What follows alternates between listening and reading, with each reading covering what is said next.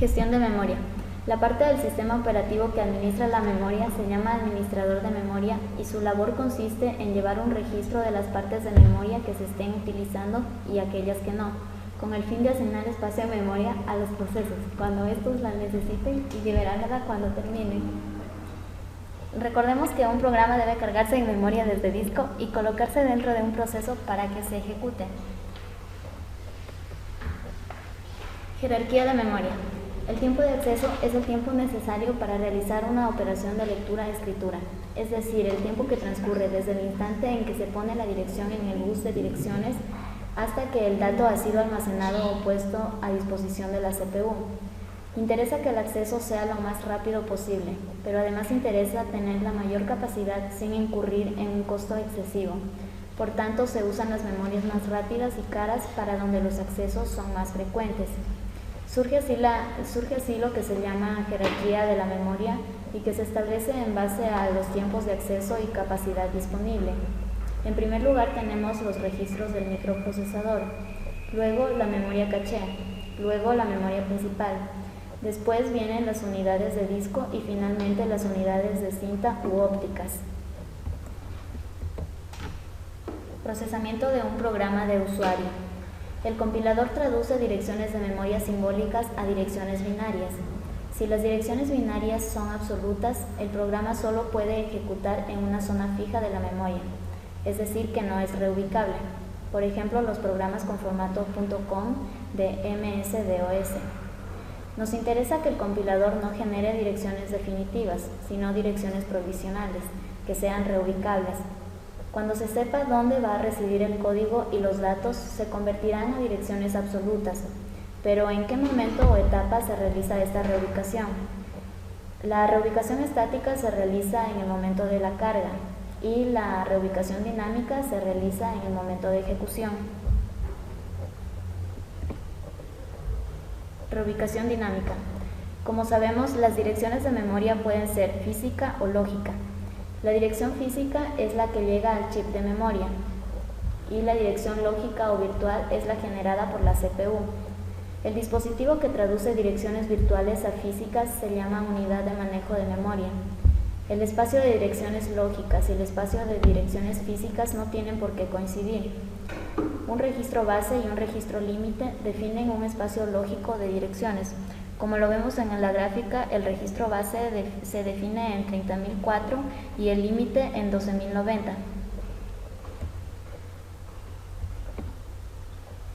Protección de espacio de memoria. La protección de la memoria en este caso consiste en que el hardware de la CPU compare las direcciones generadas para saber si se encuentran dentro del rango establecido para ese proceso. Si este acceso es legal, no existe problema alguno, pero si es ilegal, entonces se genera una interrupción, lo que provoca una llamada al sistema para que el sistema operativo conozca que se está haciendo un acceso a una dirección incorrecta. Y la respuesta del sistema operativo es generar un error de direccionamiento. Protección de espacio de memoria, con registro base y registro límite. Cada vez que un proceso genera una dirección, se comprueba si es menor que el registro límite. En caso de serlo, la dirección física se obtiene sumando el valor del registro base. De no ser así, se genera una excepción. El hardware ha de proporcionar dichos registros. El cambio de contexto actualizará el valor de dichos registros. El cambio de valores de los registros límite ha de ser una instrucción privilegiada.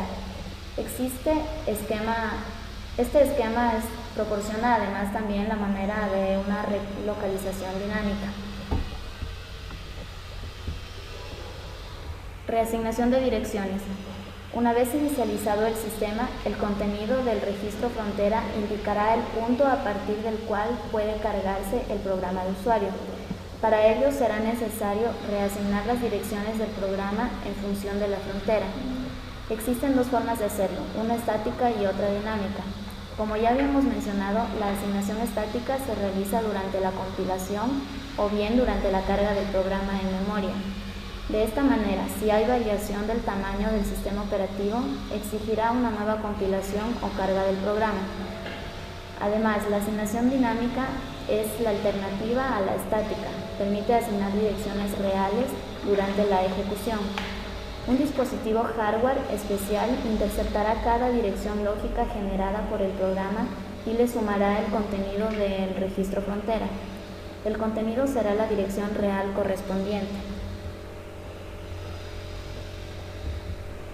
Cualquiera que sea la técnica elegida, impedirá que el usuario pueda manejar direcciones reales. Su programa utilizará direcciones relativas que podrán variar de 0 al máximo permitido por el sistema operativo.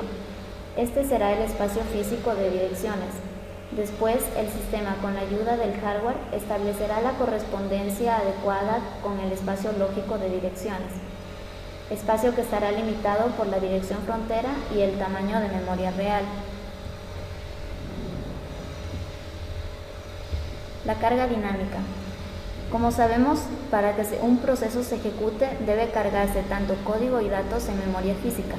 Esto trae como consecuencia que el tamaño de un proceso esté limitado al tamaño de la memoria física. La carga dinámica se encarga de postergar la carga en memoria de un módulo hasta que el programa llame a alguna rutina del mismo. Es decir, que con la carga dinámica una rutina no se carga hasta que se la invoca. Todas las rutinas se mantienen en disco. Intercambio. Es un mecanismo para mover programas entre memoria principal y secundaria, normalmente disco. Con el intercambio, los programas pueden salir y entrar de la memoria durante su tiempo de ejecución. Normalmente un programa abandona la memoria para dejar espacio a otro. El intercambio modifica el grafo de transición de estados de los procesos en un sistema multiprogramado, desdoblando los estados de bloqueado y preparado en dentro y fuera de memoria. La función del sistema operativo que gestiona el intercambio entre disco y memoria se denomina intercambiador. El intercambiador aporta las siguientes ventajas. Primero, permite influir en la gestión de procesos para controlar el grado de multiprogramación. Esto es planificación a medio plazo. Y además proporciona flexibilidad en la gestión de memoria, permitiendo una utilización más eficiente del espacio. Podemos notar en la gráfica que en la planificación de trabajos simples se utiliza una cola a largo plazo, desde la cual se envían los procesos a memoria para que sean ejecutados y una vez que terminan de ejecutarse son expulsados de memoria. En el intercambio existen dos colas, una cola intermedia y una cola a largo plazo. La cola a largo plazo contiene los procesos que se van a instanciar por primera vez en memoria y una vez que se están ejecutando, si la memoria necesita liberar espacio, enviará este proceso a la cola intermedia para luego desde allí recuperarlo. Asignación de memoria contigua.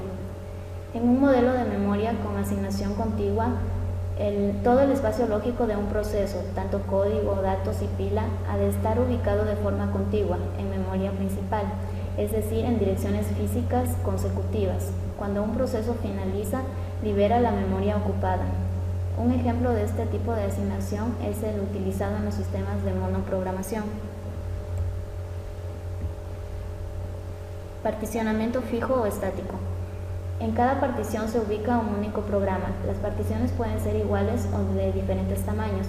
En este último caso se aprovecha mejor la memoria, al poder almacenar un programa en la partición que mejor se ajuste a su tamaño.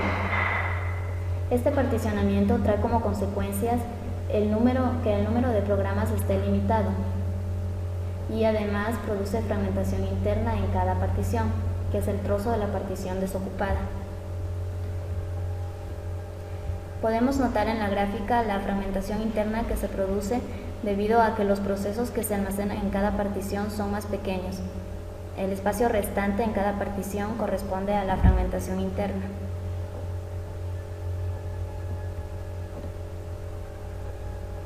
Los programas se encolan para poder ser cargados en memoria y existen dos alternativas, como podemos notar, una cola por cada partición y la otra que sería una cola única.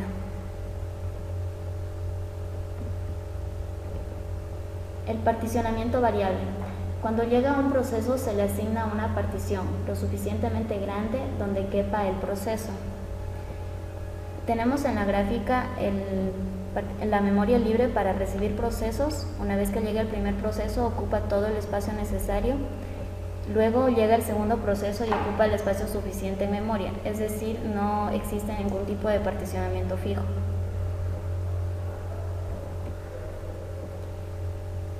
El particionamiento variable o dinámico produce fragmentación externa, al ir quedando huecos entre las particiones a medida que finalizan los programas.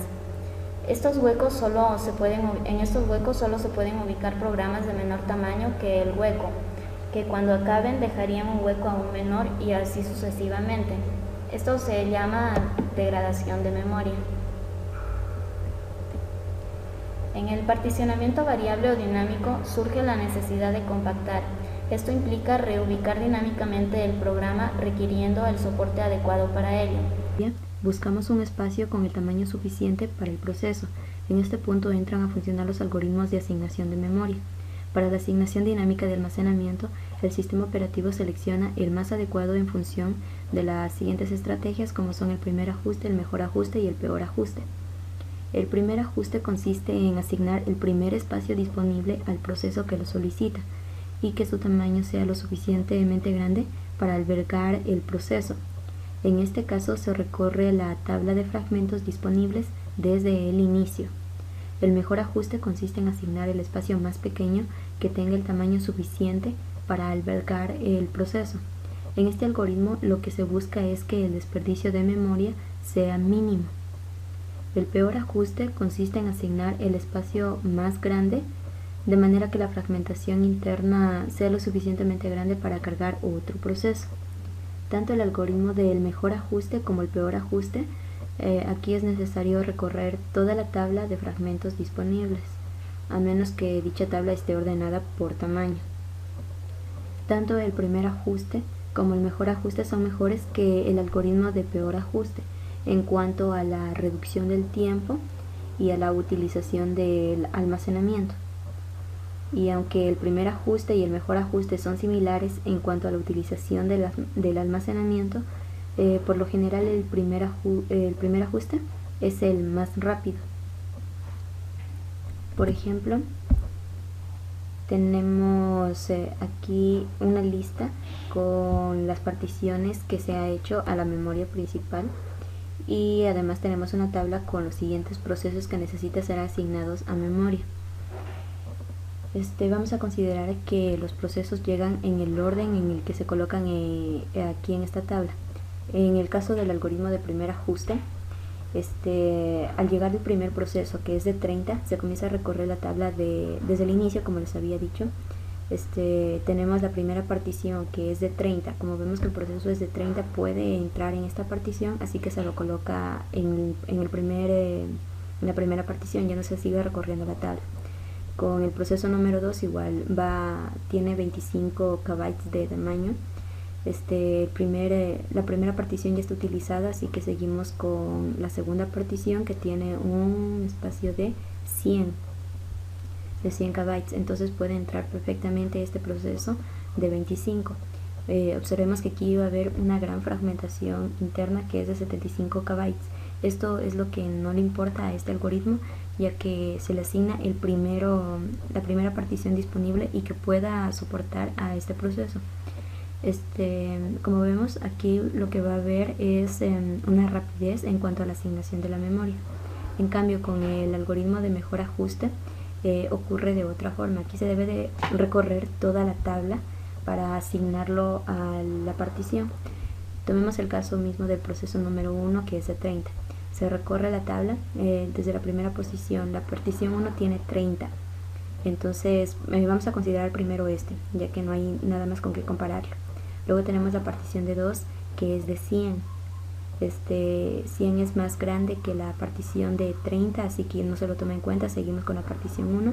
Luego tenemos la partición 3 de 50. 50 es mayor a 30, así que tampoco se lo toma. Luego tenemos la partición número 4, que es de 30. Aquí es el mismo tamaño que la partición 1, así que se lo va a tomar en cuenta a la última. Luego tenemos la partición número 5, que es de 58. Igual 58 es mayor a 30, así que no se lo toma en cuenta. La última que habíamos dicho era la partición número 4, así que se lo coloca el proceso aquí por ser la partición más pequeña y que en donde puede entrar este proceso. Con el proceso 2 de igual forma se repite. Tenemos la partición 1 de 30, aquí puede entrar, así que se lo toma primero este en cuenta. Luego tenemos la partición 2 de 100, muy grande, así que no. Luego tenemos la partición 3 de 50, igual 50 mayor a 30, así que no. Esto ya está utilizada, así que vamos a la partición 5 de 58.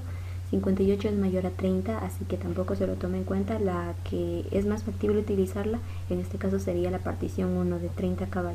Aquí igualmente va a haber una fragmentación interna de 5, pero siendo la mejor partición que se acopla a este proceso, pues entonces aquí se lo coloca. Y así se va repitiendo con todos los procesos. Como vemos, aquí hay una mejor utilización del espacio de memoria. Sin embargo, la rapidez pues no se compara a la del primer ajuste, ya que tenemos que recorrer toda la tabla. Luego tenemos el algoritmo del peor ajuste. Aquí igualmente hay que recorrer toda la tabla, pero buscando lo contrario que el mejor ajuste, sino el espacio más grande. Entonces vamos a trabajar igualmente con el proceso 1. Recorremos la tabla. La primera partición es de 30, bueno, no hay con qué compararlo, así que a este primero lo tomamos. Luego tenemos la partición 2 de 100, este es hasta ahora el más grande. Luego tenemos la partición 3 de 50, 100 sigue siendo el más grande. Luego tenemos partición de 30, 100 sigue superando. Luego la partición 5 de 58, así que nos quedamos con la partición número 2, que era de 100, y aquí se coloca el primer proceso. Y así, y de igual forma se sigue con todos los procesos, recorriendo la tabla y buscando la partición más grande. Bueno, con esto terminamos con la asignación contigua y entramos a los esquemas de gestión de memoria basados en la asignación de memoria no contigua, como son la paginación, segmentación y la segmentación con paginación. En estos esquemas el programa se divide en varios bloques que pueden almacenarse en direcciones que no tienen que ser necesariamente adyacentes, por lo que es más compleja pero más eficiente que la asignación contigua. El objetivo principal de estos esquemas de gestión de memoria será conseguir una mejor utilización de la memoria, reduciendo tanto la fragmentación interna como la fragmentación externa. Comenzaremos con la paginación. Este esquema de gestión de memoria es muy utilizado actualmente. Consiste en dividir la memoria principal en bloques iguales de tamaño fijo, llamados marcos de página, y dividir los procesos en bloques de tamaño fijo y de igual tamaño que los de la memoria principal. Estos se llaman páginas. De esta manera, las páginas en que se ha dividido un proceso pueden asignarse a los marcos libres de la memoria principal. Aquí tenemos el modelo de la paginación en el que tenemos el proceso. Se lo ha dividido en páginas de igual tamaño. Tenemos aparte la memoria física, que vendría a ser la memoria principal, que se lo ha dividido igual en bloques de igual tamaño que las páginas. Bueno, sería al revés, las páginas se acoplan al tamaño de los marcos de página, y a esto se los llama marcos de página. Y tenemos además una tabla de página en la que se señala el número de página y con su correspondencia en donde está ubicado en qué marco de página de la memoria principal. La traducción de direcciones establece una correspondencia necesaria entre un espacio lógico contiguo y las direcciones físicas de la memoria no contiguas, que determinan las posiciones reales en donde residen los objetos en la memoria física durante el tiempo de ejecución. La dirección lógica generada por el procesador se divide en dos partes, que son el número de página y el desplazamiento de página. El número de página se utiliza como índice en una tabla de páginas que les había indicado anteriormente. Esta contiene también el número del marco de la memoria física que contiene a esa página. La dirección física se consigue multiplicando el número del marco por su tamaño y se le suma el desplazamiento en la página. El desplazamiento vendría a ser dentro de la página qué posición ubica esa instrucción, y así se obtiene una dirección de memoria física o real. Así, además es preciso añadir que el tamaño de la página generalmente es una potencia de 2. Esto depende de la arquitectura del ordenador. La selección de una potencia de 2 como tamaño de página en sí facilita la traducción de una dirección lógica a un número de marco y un desplazamiento dentro del marco.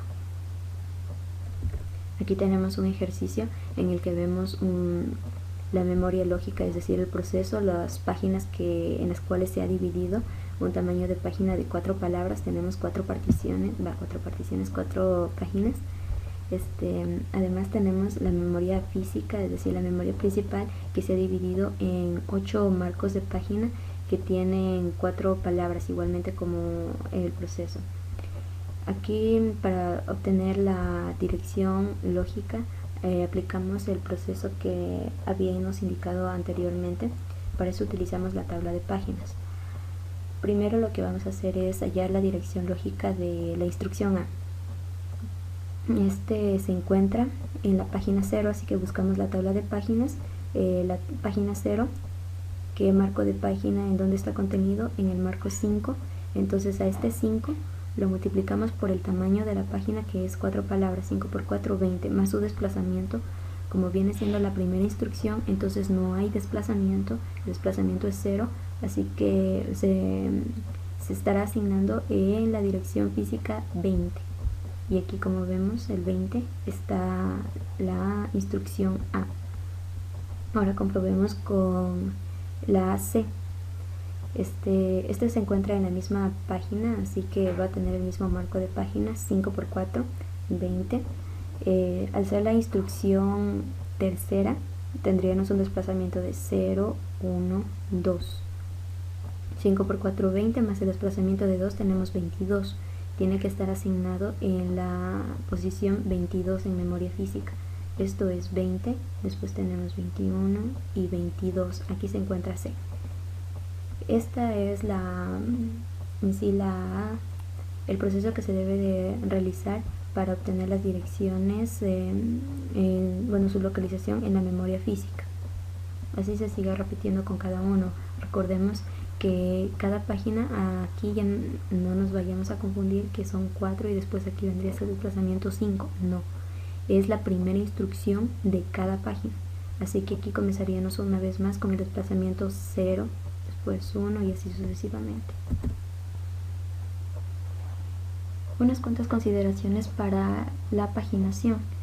Aquí el sistema operativo mantiene una tabla de páginas para cada proceso y un apuntador a la tabla de páginas se almacena con los demás valores de los registros en el bloque de control de procesos, o sea, el PCB.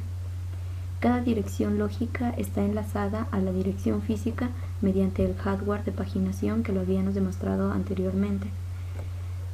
Este esquema asegura que no se va a producir fragmentación externa, ya que cualquier marco libre se puede asignar al proceso que lo necesite, pero sí se va a producir una pequeña fragmentación interna en la última página del proceso. Esto ocurre porque no siempre un proceso se va a poder dividir en un número exacto de páginas, siempre quedará una cierta porción que deberá ser tomado como una página, pero que no ocupará un marco entero. En el peor de los casos, un proceso necesitaría n páginas más una palabra, por lo que se va a asignar un número n de marcos más un marco para esta palabra, produciendo una fragmentación interna de casi un marco completo. Por eso son deseables tamaños de página que sean pequeños, para así disminuir la fragmentación interna, pero lógicamente esto aumentaría el número de entradas en la tabla de páginas, lo que disminuiría si las páginas son más grandes. Pero bueno, esto ya depende de la arquitectura que se trabaje en el computador. Luego tenemos el esquema de marcos libres, en el que un sistema operativo mantiene una lista de los marcos libres que hay. Esto ocurre de la siguiente forma. Cuando un proceso llega para ejecutarse, el planificador a largo plazo examina su tamaño, que está dado en páginas. Luego ve que, comprueba que la memoria disponible en la lista de marcos libres, exista para cada una de estas páginas, y si existen marcos disponibles, pues el planificador se los va a asignar al proceso y crea la tabla de páginas con las correspondencias entre las páginas y el marco de página. Para mayor comprensión tenemos aquí el siguiente ejemplo en el que tenemos la lista de los marcos libres. Aquí tenemos la memoria, los espacios que ya están utilizados. Todos estos marcos que no están utilizados se los ponen en esta lista. Llega un nuevo proceso que va a necesitar 4 páginas. Tenemos en este caso 5 marcos libres, entonces podemos asignar estos marcos para las páginas. Crea la tabla de páginas y vemos que hemos utilizado los marcos 14, este ya no estaría, 13, el 18 y el 20. Entonces se actualiza la lista de marcos quedando solamente este libre, como vemos acá. Luego tenemos la lista de marcos libres, solo tenemos 15 para poder comprobar si es que llega un nuevo proceso. La protección de la memoria en un entorno paginado se logra asociando una serie de bits de protección a cada marco de página. Estos bits se conservan en la tabla de páginas y estos permiten definir si es que una página es de solo lectura, ejecución o entre otros. Cada referencia a memoria pasa por la tabla de páginas para encontrar el número de marco correcto. Por lo tanto, al mismo tiempo, también se puede consultar los bits de protección y producir una interrupción al sistema operativo si se presenta algún intento de violación. Como vemos aquí tenemos la tabla de páginas que indica la página, el marco de página en donde está almacenado y luego tenemos los bits de validez. Si es que se encuentra en memoria, entonces podemos tener el bit de validez que es válido. Si es que esa instrucción no se encuentra en memoria, tendrá un bit de validez inválido. Igualmente si es que es de solo lectura, no se puede escribir en él, etc. Una de las ventajas de la paginación es la probabilidad de compartir un código común. Para esto vamos a considerar que 40 usuarios van a necesitar ejecutar un editor de texto. Si el editor de texto consta de 150 kilobytes de código y 50 kilobytes de espacios de datos, vamos a necesitar 40 copias para el código y 40 del espacio de datos, es decir, 8000 kilobytes para apoyar a los 40 usuarios. En cambio, con el uso compartido, únicamente vamos a requerir una copia del editor, es decir, los 150 kilobytes de código y más las 40 copias del espacio de datos de 50 kilobytes, es decir, aquí vamos a necesitar 2000 kilobytes para datos y 150 del código, lo que significa que se necesitará 2150 kilobytes en lugar de los 8000 kilobytes necesarios sin la compartición. Como vemos, el ahorro es muy significativo y va aumentando conforme el número de usuarios que requieran este editor. El ahorro va a aumentar todavía más. Para compartir código común, este debe ser reentrante, lo que quiere decir que debe ser de solo lectura, nunca cambia durante la ejecución. Los datos correspondientes a dos procesos distintos deben de ser también diferentes. Como vemos, aquí tenemos una tabla para cada uno de los procesos en la que cierta parte no es compartida por ningún otro proceso. Estos son los datos propios del proceso. Sin embargo, hay ciertos espacios en memoria que son compartidos por varios procesos, lo cual significa que estos no cambian, son de solo lectura, así que pueden ser accedidos por varios procesos. Ahora vamos a ver la segmentación. Este es un esquema de gestión de memoria que consiste en que cada proceso y sus datos se dividen en segmentos, estos de longitud variable. Además, introduce un aspecto importante en la administración de la memoria, que consiste en la separación de la perspectiva que el usuario tiene de la memoria lógica o virtual y la memoria física o real. En sí, un programa, desde el punto de vista del usuario, está formado por un módulo principal y varios módulos secundarios. Además, estos utilizan unos módulos de código y unas estructuras de datos determinadas. Bien. Cada una de estas partes ocupa un segmento, como podemos observar, que tiene una longitud variable. Aquí también lo vemos, tienen longitudes diferentes y está definida intrínsecamente por el propósito de ese segmento en el programa. Normalmente el programa del usuario se compila y el compilador automáticamente construye segmentos que reflejan el programa de entrada. Para mapear las direcciones bidimensionales definidas por el usuario sobre las direcciones físicas, se utiliza una tabla de segmentos, la cual contiene una dirección base del segmento y el límite del segmento. Vemos aquí base y el límite. La dirección lógica está compuesta del número de segmentos, el desplazamiento dentro del segmento, que está comprendido entre 0 y el límite del segmento. Podemos observar que este no debe de ser mayor al límite. Si es mayor al límite, se produce una excepción. La dirección física se consigue sumando el desplazamiento, se le suma el desplazamiento con la dirección base del segmento y así obtenemos la dirección física, es decir, la dirección real en memoria. Aquí tenemos un ejemplo. Vemos la tabla de los segmentos en la que consta el número de segmento y el límite con la base. Ya, como podemos ver, tenemos el segmento número 0 que dice que va a comenzar en la posición 1200 en memoria, es decir, 1200, aquí va a comenzar el segmento 0 y va a tener un límite de 1000 instrucciones, así que va a terminar en 2200. Para saber la posición de cada una de estas instrucciones, debemos simplemente a la base sumarle el desplazamiento. Para la primera instrucción, que tendría un desplazamiento de 0, va a estar en la posición 1200 más 0, 1200. La siguiente instrucción, el desplazamiento sería de 1, igual 1200 más 1, 1201, y así sucesivamente, como lo habíamos hecho con la paginación. Observemos que lo único que cambia aquí es que nos da la base y el número en sí sería el límite de la longitud de este segmento, el tamaño de este segmento. La protección. Debido a que los segmentos representan una porción del programa definida semánticamente, es probable que todas las entradas del segmento se van a utilizar en la misma forma. Por lo tanto, hay algunos segmentos que son instrucciones, en tanto que otros son datos. En este sentido se produce la protección. En caso de la compartición, cada proceso tiene una tabla de segmentos asociada a él. Como podemos ver, la tabla de segmentos a cada uno de los procesos que el despachador emplea para definir la tabla de segmentos de hardware cuando a dicho proceso se le da a la CPU. Los segmentos son compartidos cuando las entradas de las tablas de segmentos de dos procesos diferentes apuntan a la misma localidad física, como era el caso de la paginación. Es exactamente lo mismo. Cuando dos procesos apuntan a una misma localidad física, significa que esta va a estar compartida. Ahora pasamos al siguiente esquema de segmentación de asignación de memoria, que se trata acerca de la segmentación paginada.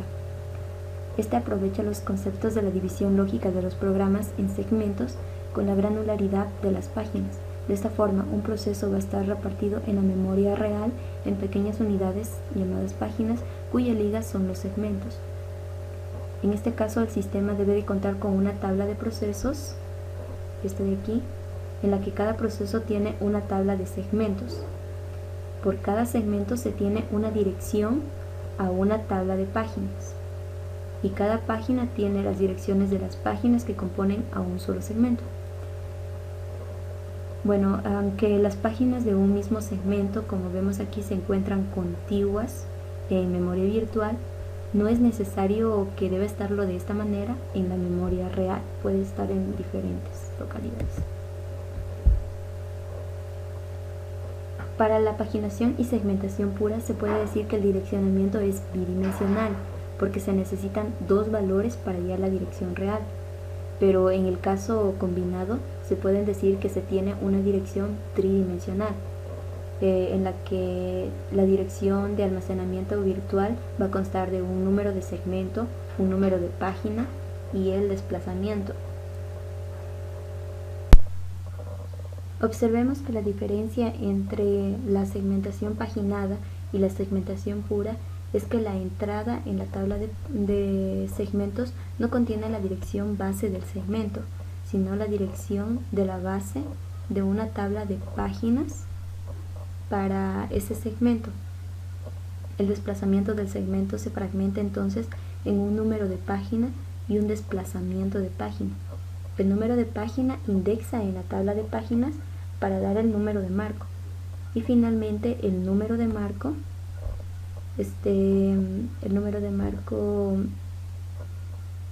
se combina con el desplazamiento de página para formar la dirección física.